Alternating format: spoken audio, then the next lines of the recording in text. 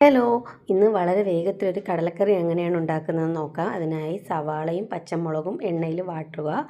എന്നിട്ട് ഇഞ്ചി, പച്ചമുളക്, വെളുത്തുള്ളി എന്നിവ പേസ്റ്റാക്കി വയ്ക്കുക.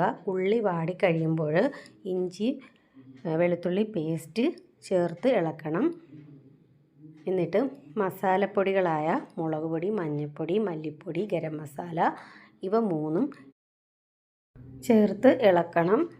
അപ്പം നല്ലപോലെ പച്ചമണം മാറുന്നത് വരെ ചെറിയ തീയിലിട്ട് ഇളക്കി കൊടുക്കുക. അപ്പോൾ ഇവിടെ നല്ല രീതിയിൽ ഡ്രൈ ആയിട്ട് വന്നിട്ടുണ്ട്. ഇനി കടല ഇട്ട് കൊടുക്കണം. കടല ഞാൻ തലേ ദിവസമേ വെള്ളത്തിലിട്ട് സോക്ക് ചെയ്ത് വെച്ചതാണ്. അപ്പോൾ പെട്ടെന്ന് വെന്ത് കിട്ടും. കുറച്ച് ഉപ്പും കൂടി ചേർത്ത് ഇളക്കി കൊടുക്കുക. എന്നിട്ട് കുക്കറിൽ ഒരു 4 വിസിൽ കേൾപ്പിക്കും. ഞാൻ ഇവിടുത്തെ കുക്കറിൽ. അപ്പം വെന്ത് കഴിഞ്ഞു. ഇനി നമുക്ക് കുറച്ച് ചൂടുവെള്ളം ആഡ് ചെയ്ത് കൊടുക്കാം. ഇപ്പം നല്ലപോലെ കടല വെന്തിട്ടുണ്ട്. ഇനി ഞാൻ കുറച്ച് കടല മാറ്റി വയ്ക്കും. എന്തിനെന്ന് വെച്ചാൽ നമുക്കത് പേസ്റ്റാക്കി ഈ കടലക്കറിയിലേക്ക് ചേർക്കണം. അപ്പോൾ ഞാനത് അരച്ചെടുത്തിട്ടുണ്ട്.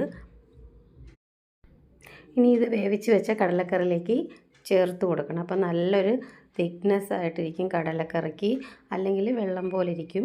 ഇനി നമുക്ക് ഇതിലേക്ക് കടുക് വറുത്ത് ചേർക്കണം.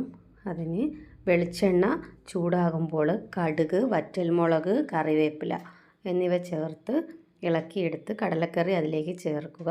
ഇപ്പം നല്ല സൂപ്പർ ടേസ്റ്റുള്ള കടലക്കറി ഇവിടെ റെഡിയായിരിക്കുകയാണ്. വളരെ വേഗത്തിൽ എല്ലാവർക്കും വീട്ടിൽ പെട്ടെന്ന് ഉണ്ടാക്കാൻ പറ്റുന്ന ഒരു റെസിപ്പിയാണ്. എല്ലാവരും ഉണ്ടാക്കി നോക്കണം.